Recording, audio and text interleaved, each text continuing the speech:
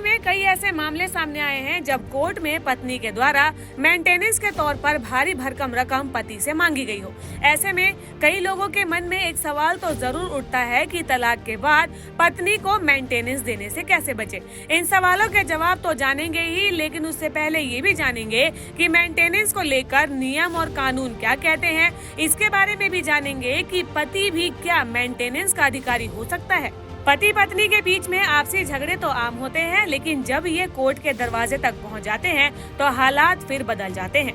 Court में पत्नी तलाक के साथ साथ अपने लिए गुजारा भत्ता और बाकी तमाम चीजों की मांग करती है। ऐसे में पति को कानून के हिसाब से पत्नी को ये सब देना होता है।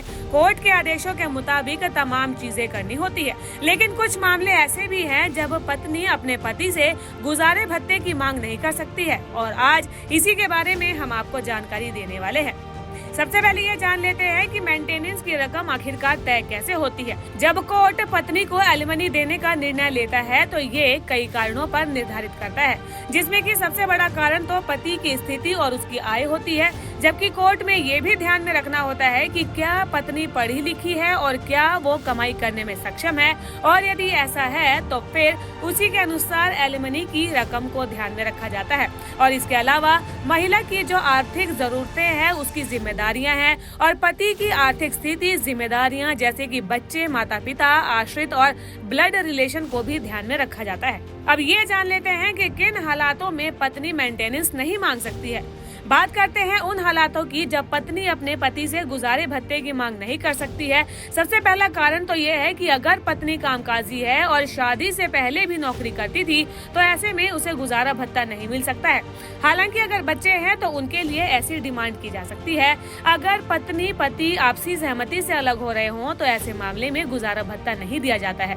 तो वहीं अगर पत्नी का किसी दूसरे पुरुष के साथ संबंध साबित होता है या फिर दूसरी शादी कर लेती है तो ऐसे में वो गुजारा भत्ता की मांग नहीं कर सकती है। पति अगर आर्थिक रूप से कमजोर है और नौकरी नहीं करता है तो ऐसे में पति अपनी पत्नी से गुजारा भत्ता मांग सकता है।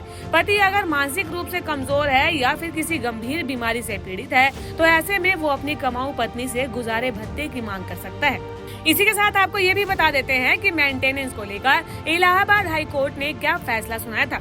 इलाहाबाद हाई कोर्ट की तरफ से एक बड़ा फैसला सुनाया गया था, जिसमें कि हाई कोर्ट ने आदेश देते हुए कहा था कि अगर पति कोई नौकरी नहीं करता है उसके बावजूद भी पत्नी को गुजारा भत्ता देना होगा।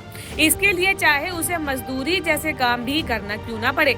जब पत्नी को पति तलाक देता है या पत्नी पति से तलाक लेती है तो दोनों ही सूरत में पति को गुजारा भत्ता देना पड़ता है। अगर पति की मौत हो जाती है तो पत्नी अपने ससुर से गुजारा भत्ता मांग सकती है।